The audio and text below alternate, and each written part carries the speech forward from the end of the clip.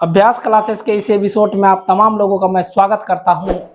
आज हम लोग एनसीईआरटी क्लास 10th के मैथमेटिक्स के लेसन 6.2 से पहले यानी कि उसके जो कुछ एग्जाम्पल दिए गए हैं, उदाहरण जो दिए गए हैं, उन उदाहरणों को हम लोग देखेंगे क्योंकि यह हमारे लिए बहुत ही इंपॉर्टेंट है।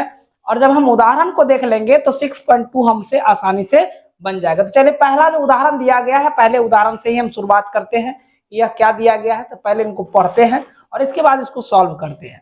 देखिए, दिया गया है कि यदि कोई रेखा एक त्रिभुज एबीसी की भुजाओं AB और AC को क्रमशः बिंदु D तथा E पर प्रतिच्छेद करे तथा भुजा BC के समांतर हो तो सिद्ध करे कि AD बटा क्या AB, यहां देखिए, ध्यान से देखेंगे, AD बटा क्या AB इतना और AE बटा क्या AC, ये प्रूव करना है। अर्थात इसमें दिया गया है कि यह जो है BC के समांतर एक DE खींचा गया है जो भुजा AB को और AC को कहां पे क्रमशः D और E पर क्या कर रही है, प्रतिच्छेद कर रही है। तो हमको इसको सिद्ध करना है।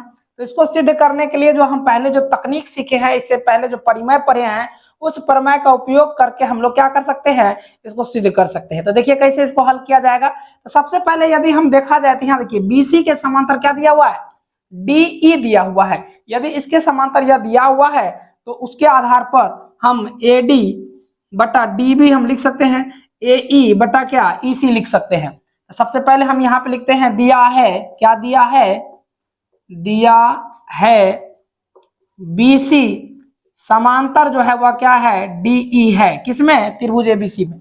ठीक है, तो जब यह भुजा इसके समांतर है तो अब देखिए इस आधार पर हम लोग क्या सीखे थे, 6.1 प्रमेय में तो हम लोग सीखे थे AD बटा क्या DB अब बराबर क्या AE बटा क्या EC। ये बात हम लोग जानते हैं। क्यों जानते हैं, तो यहाँ पे लिख देते हैं प्रमेय 6.1 से। कोई दिक्कत, प्रमेय 6.1 में हम लोग पढ़े हैं, उसी के आधार पर हम ये लिखे हैं। अब देखिए यह सिद्ध कैसे होगा। तो सबसे पहले आप जो देख रहे हैं नीचे में, नीचे वाले को ऊपर ले जाएंगे, ऊपर वाले को नीचे ले जाएंगे, कोई फर्क नहीं पड़ेगा। तो चलिए इसको पहले हम लोग पलट लेते हैं। तो यहाँ पे लिखते हैं DB, यानी कि नीचे में जो था उसको कहाँ ले जाएंगे, ऊपर। तो नीचे भी इस बराबर के पहले इस तरफ देख लेते हैं, तो इस DB को कहाँ ले गए, ऊपर। तो अब AD कहाँ आ जाएगा, नीचे। इसको लिख लेते हैं AD बराबर क्या, फिर यह देखिए यह ऊपर जाएगा, यह हो जाएगा EC बटा क्या AE। अब कहेंगे इससे फायदा क्या होगा, तो इससे फायदा अभी नहीं दिखेगा, थोड़ा देर में दिखेगा। चूंकि है क्या कि हमको सिद्ध करना है AD बटा क्या AB, AE बटा क्या EC, AC सिद्ध करना है।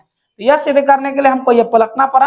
अब देखिए बोथ साइड यानी दोनों तरफ हम क्या कर रहे हैं, एक को जोड़ रहे हैं, दोनों तरफ एक जोड़ने पर। ठीक है, दोनों तरफ एक जोड़ने पर। अब कहेंगे कि एक क्यों जोड़ेंगे। अब देखिए यदि हम दोनों तरफ एक जोड़ते भी है तो क्या फर्क पड़ेगा, कोई फर्क नहीं पड़ेगा। देखिए यहाँ पे इसको हम लिखते हैं DB बटा AD प्लस 1 इक्वल टू, यहाँ पे हो जाएगा EC बटा क्या AE प्लस क्या 1। अब देखिए यदि हम इस 1 को बराबर के उस तरफ ले जाए तो यह माइनस हो जाएगा और कट करके फिर जितना था उतना ही हो जाएगा, कोई फर्क नहीं पड़ रहा। लेकिन हम लोगों को फर्क पड़ेगा, क्या फर्क पड़ेगा, तो हमको यहाँ पे AD बटा क्या AB सिद्ध करना है। तो यह आराम से हमको सिद्ध होगा। तो चलिए हम लोग यहाँ देख लेते हैं कि क्या होगा। यहाँ पर सबसे पहले यहाँ पे बराबर किस तरफ हम लोग यहाँ पे एलसीएम लेंगे, यहाँ पे एलसीएम ले लेंगे यदि हम, तो यहाँ पे क्या हो जाएगा, हमको AD आ जाएगा। तो AD हम लिख देते हैं। अब देखिए यहाँ पे DB है तो DB ही हो जाएगा, लेकिन यहाँ प्लस में क्या होगा, प्लस में यहाँ पे 1 है तो यहाँ पे एलसीएम नीचे में नहीं कुछ तो एक भी होगा। तो इस एक से AD में हम क्या करेंगे, यहाँ पे AD में भाग देंगे तो AD ही होगा, AD को एक से गुना करेंगे तो यह AD ही देगा। और बराबर के उस तरफ अगर हम बात करें तो फिर यहाँ बराबर के उस तरफ अब हम क्या करते हैं, यहाँ एलसीएम लेते बराबर की तरफ। यहाँ पे यदि हम एलसीएम लेंगे तो यह हो जाएगा AE। ठीक है, यहाँ पे AE हो जाएगा। तो एलसीएम जब चूंकि यहाँ पे नीचे में नहीं कुछ तो एक है, तो यहाँ हो जाएगा यह EC प्लस क्या, यहाँ पे एक से भाग, यहाँ पे एक से इसमें भाग देंगे तो AE में कटेगा, AE गुना 1 फिर AE ही होगा। अब देखिए यहाँ पे DB प्लस AD, किधर है DB, यहाँ देखिए DB प्लस क्या AD, AD प्लस DB हम क्या इस टोटल को हम ए बी लिख सकते हैं ना। तो यहाँ पे देखिए, यहाँ पे इस दोनों के बदले में लिखते हैं ए बी। फिर से एक बार समझ लीजिए, ए बी बराबर हम लोग क्या लिख सकते हैं, ए डी प्लस क्या डी बी। ठीक है, तो हम ये पूरा यहां से लेके यहां तक को क्या लिख सकते हैं, ए बी लिख सकते हैं। यह हो जाएगा ए बी बटा क्या ए डी। अब बराबर देखेंगे यहाँ पे ई सी कहाँ है, ई सी यहाँ पे देखिए, ई सी नीचे में ई सी, और यहाँ पे है ए ई, तो ए ई प्लस क्या ई सी, इस दोनों मिलाकर के हम क्या ए सी लिख सकते हैं। यहाँ पे लिख देते हैं ए सी बटा क्या ए ई।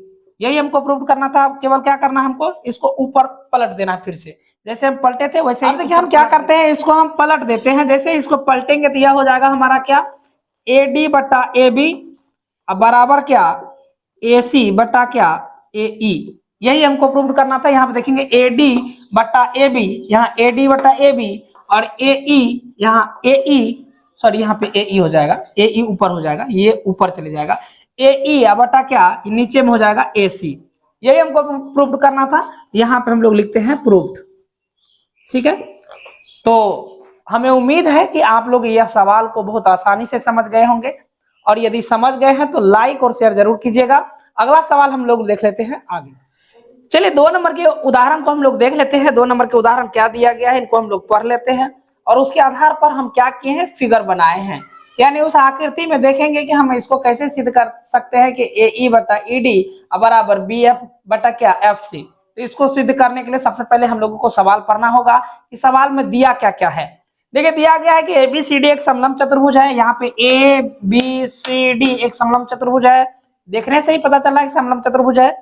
तब कहता है कि ए बी समांतर सी डी, यानी यह ए बी जो है वह समांतर है किसके, सी डी के, यानी यह भुजा इस भुजा के समांतर है। फिर कहता है असमांतर भुजा है ए डी। यहाँ देखिए ए डी जो है वह असमांतर होगा, असमांतर भुजा ए डी और बी सी पर क्रमशः बिंदु ई और एफ पर स्थित है। यहाँ देखिए इस पर और इस पर ई और एफ पर कौन भुजा ई एफ क्या है स्थित है, वही बात बताया जा रहा है। ई एफ भुजा ए बी के समांतर दर्शाइए। यहाँ पे देखिए ई एफ जो है इस दोनों पे स्थित है, लेकिन वह कहता है कि वह ए बी के समांतर है, यानी कि इसके समांतर है ये। तब कहता है कि सिद्ध कीजिए कि ए ई बटा ई डी बराबर बी एफ बटा एफ सी। यानी सवाल में यह बात जो दिया गया इसको हमको सॉल्व करना है। सवाल में यह बात दिया हुआ है कि ए बी सी डी एक समलंब चतुर्भुज है, जिसमें कहता है कि ए बी के समांतर जो है वो दिया हुआ है क्या सी डी। फिर कहता है कि यह यहाँ पे देखिए बिंदु यानी कि असमांतर भुजा जो है ए डी और बी सी, उस पर भिन्न भिन्न बिंदु जो ई और एफ है, इसको मिलाने वाली रेखा ई एफ कहता है वह ए बी के समांतर है, वो यह भी इसके समांतर है। तब कहता है सिद्ध कीजिए कि ए ई बटा ई डी बी एफ बटा एफ सी। तो इसको हमको सिद्ध करना है। तो हमको इसमें जो जो दिया हुआ है सबसे पहले हम लोग लिख लेते हैं। यहाँ पे दिया है, यहाँ पे हम लिख दिए कि सिद्ध क्या करना है, यहाँ लिख देते हैं दिया है। क्या दिया हुआ है तो वो लिखना है दिया है। सवाल में दिया गया है कि ए बी समांतर जो है वह क्या है, सी डी के समांतर है, यानी यह भुजा इस भुजा के समांतर दिया हुआ है। और क्या दिया हुआ है, और दिया हुआ है हम लोगों को, और ए बी समांतर जो है वह क्या ई एफ भी दिया हुआ है हमारे सवाल में कुल मिलाकर। तो जब हमको यह दिया हुआ है, सीधी बात है कि जब हमको यह दिया हुआ है तो इससे हमको एक समीकरण निकल जाएगा। तो क्या समीकरण निकलेगा, यहाँ पे देख लेते हैं। जब ए बी समांतर सी डी और ए बी समांतर ई एफ, तो यहाँ पे हम लिख सकते हैं इसीलिए क्या, जब ए बी समांतर सी डी और ए बी समांतर ई एफ, तो यहाँ पे सी डी समांतर ई एफ भी होगा, क्योंकि यह भुजा जब इसके समांतर है और यह भुजा इसके समांतर है, तो यह दोनों भुजा भी इसके क्या होंगे, एक दूसरे के समांतर होंगे। तो यहाँ पे लिखते हैं इसीलिए क्या सी डी समांतर क्या समांतर ई एफ। और ये कहां से होगा, एक ही रेखा के समांतर, एक ही रेखा के समांतर रेखाएं, ठीक है, रेखाएं परस्पर समांतर होती है, समांतर होती है। इसका क्या मतलब हुआ, इसका मतलब हुआ कि यदि यहाँ पे देखिए ए बी समांतर सी डी के, ए बी समांतर ई एफ के, तो सी डी समांतर ई एफ। तो यहाँ पर भी जैसे कि यहाँ देखिए यह ए बी समांतर इसके है और ए बी समांतर इसके है, तो ये दोनों भी क्या होगा, समांतर होगा। वही बात हम लिखे कि एक ही रेखा के समांतर रेखाएं परस्पर क्या होगी, समांतर। और भी इसके समांतर यदि हम लिखेंगे तो वह भी एक दूसरे के क्या होंगे, समांतर होंगे। तो यहाँ पे यदि यह समांतर हो गया तो अब देखिए यह जो है आसानी से हम लोगों को सॉल्व हो जाएगा।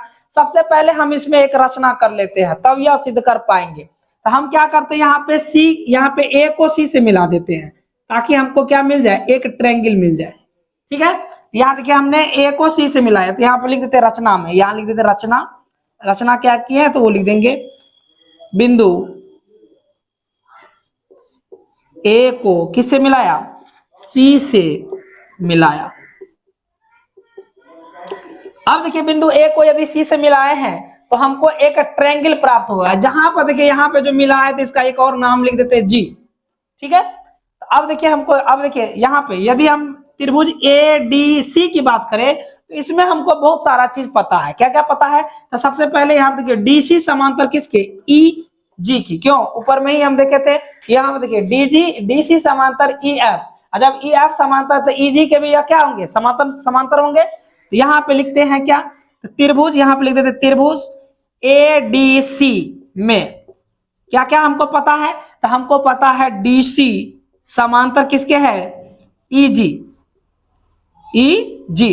क्यों, यहाँ पे ऊपर में इसको हम चाहे तो समीकरण मान सकते हैं या नहीं तो कोष्ठ में दे देते हैं सी डी समांतर किसके, ई एफ के।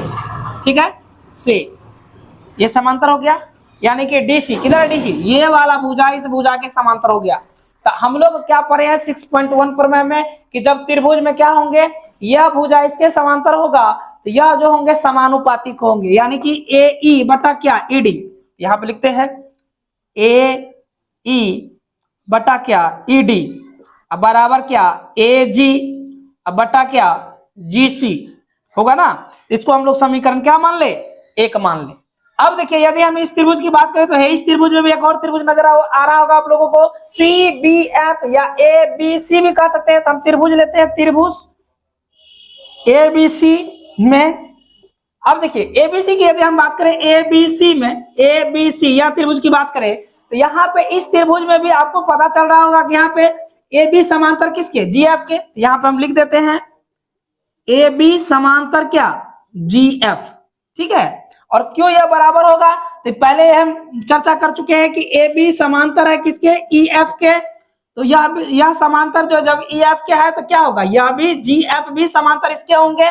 तो यहाँ पे कोष्ठ में लिख सकते हैं ए बी समांतर किसके, तो ई एफ के। ठीक है, ई एफ से तो ये समांतर हो गया। जब ये समांतर हो गया तो मेरा मसला ही खत्म। क्यों, क्योंकि देखिए जब यह समांतर हो गया तो हम इसको लिख सकते हैं ए जी बटा क्या, जी सी बराबर हम क्या लिख सकते हैं, बी एफ बटा क्या, एफ सी। तो यहाँ पे लिखते हैं ए जी बटा क्या, जी सी बराबर क्या, बी एफ बटा क्या, एफ सी। हम इसको मान लेते हैं समीकरण 2। और समीकरण 1 और समीकरण 2 को यदि हम लोग देखेंगे तो देखिए एक तरफ हमको यह देखिए ए जी बटा जी या ए जी बटा जी सी आया है, इसमें भी ए जी बटा जी सी आया है। हम क्या करेंगे, इसके जगह पे हम यहाँ पे ए जी के बदले में हम ए ई क्या कर सकते हैं, रख सकते हैं। हम लिख देते हैं समीकरण 1 तथा समीकरण 2 से। यहाँ पे लिख देते हैं समीकरण 1 तथा किससे, समीकरण 2 से। यदि समीकरण और समीकरण 2 की बात करें तो हम ए जी बटा जी सी के बदले हम ए ई बटा ई डी लिख देते हैं। यहाँ पे लिखते हैं ए ई बटा क्या, ई डी बराबर क्या, हमको आ जाएगा वी एफ बटा क्या, एफ सी। हमको यही प्रूव करने के लिए दिया गया था। तो हमें उम्मीद है कि आप पूरी तरह से समझ गए हैं। और यहाँ पे आप लोग यहाँ पे प्रूफ लिख लीजिएगा। और यदि समझ गए हैं तो इसको बहुत अच्छी तरीके से बना लीजिएगा। और यदि नहीं समझे हैं तो कमेंट में जरूर लिखिएगा। आज हम लोग रहेंगे यहीं तक। और हाँ, जब यदि आप मेरे चैनल पर नए हैं तो जल्दी से उसको चैनल को क्या करना है, सब्सक्राइब करना है। सब्सक्राइब करके दोस्तों को भी बताना है। तो चलिए लेते हैं आज आप लोगों से विदा। बहुत बहुत धन्यवाद।